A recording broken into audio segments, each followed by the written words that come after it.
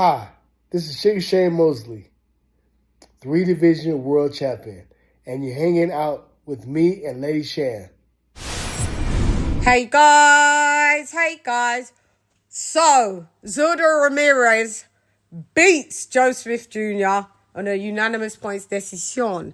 I'm quite impressed because Zurdo, these guys went up to cruiserweight, coming from the light heavyweight. We saw Zurdo Ramirez get totally outclassed by Dimitri Bivol at light heavyweight, and there was an issue of him making weight. I don't know, was it for that fight or was it for another fight?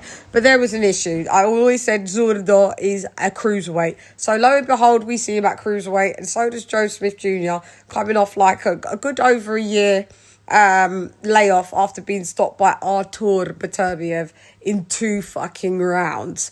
That was, dire. So, what happened? Round 1, pretty much... I think I give that round, if I have to be fair, to Joe Smith Jr. He kind of led in the first round, and then it kind of swapped over, and it was Zurdo's round. I mean, part of the round, the middle, and then it swung back towards the end as a Joe Smith, domination. So I just gave him that round. There wasn't many rounds. Listen, there weren't really rounds for Joe Smith. Joe Smith Jr. totally just wouldn't let his hands go. Now, we all know Joe Smith Jr. has got a decent amateur background. I'm sure he's trained by his dad last time I knew. But, I mean, fundamentals are not really there. And he's a puncher. You get clocked by one of his punches, it's a mad one. Dimitri Bivol did actually get clocked in round 10. A flush shot from Joe Smith Jr. And Dimitri Bivol got wobbled, but, continued on and got a victory. In this fight, Joe Smith Jr. definitely had Ramirez on doing the stanky leg for a little minute. The chicken legs were in the booties. But we did see also Joe Smith Jr. being hit flush and almost dropped. He did fall, but it was deemed as a slippage. So, which it was, to be fair. But he's just gun shy. He couldn't break distance to get into range with Ramirez.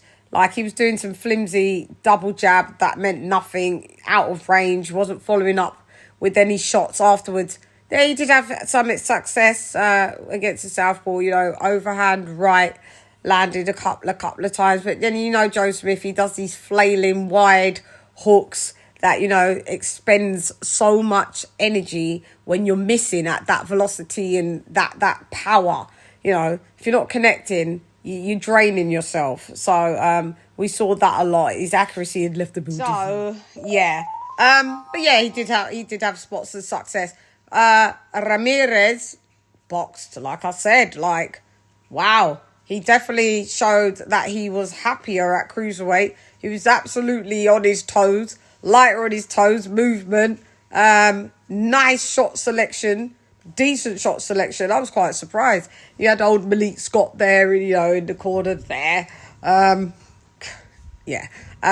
like he did all right. He looked like he did all right under Malik Scott and his other pal, whoever, Julian. Julian? Is that the name? Julian? Yeah, shouts out to him because he's the real trainer that's been, trying to school and train Ramirez. But I mean, Malik Scott looked like they did a good job because his corner instructions were good. They were clear. They were precise. They was uplifting, and they was just direct. So I give him that for sure. Malik Scott does know his boxing. It's just So to see it like him get this win under Ramirez, I guess it's a good thing. Bars. Yeah, so, I mean, like I said, Joe Smith Jr. just wasn't doing enough, couldn't break distance. And then, at the end, they kind of, by, I want to say, maybe about round 8, they realised, let's just rock 'em, sock 'em. And they was rock 'em, and it was an exciting, decent fight. I thought there was definitely going to be a stoppage, but, there was some rock 'em, sock 'em from 8 to 10. And it was a decent fight. Now, Joe Smith Jr. at cruiserweight, I don't know how far he goes with that.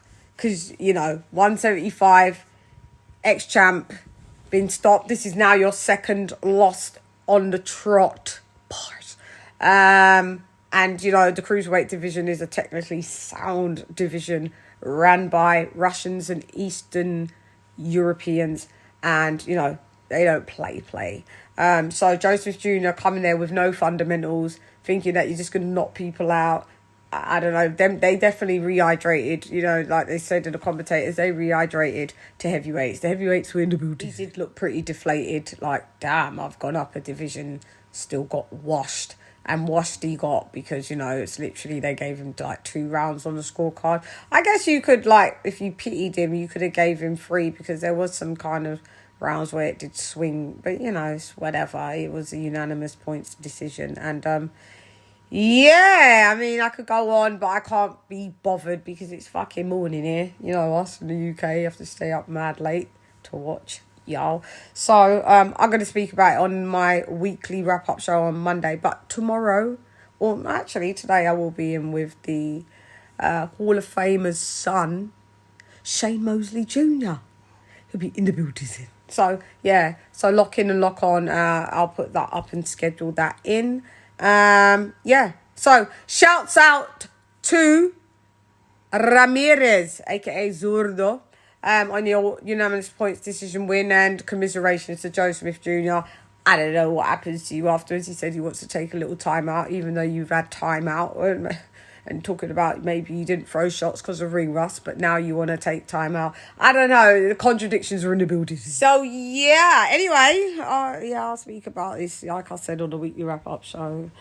Shouts out to the fighters. I was going to do Floyd Mayweather there, but I can't be bothered. Anyway, I'm gone. Hey, girl, it's LadyChann, rep nonetheless. Come box with CHANN. Gyan. Ra. Wow, the cruiserweights were in the building. Gyan.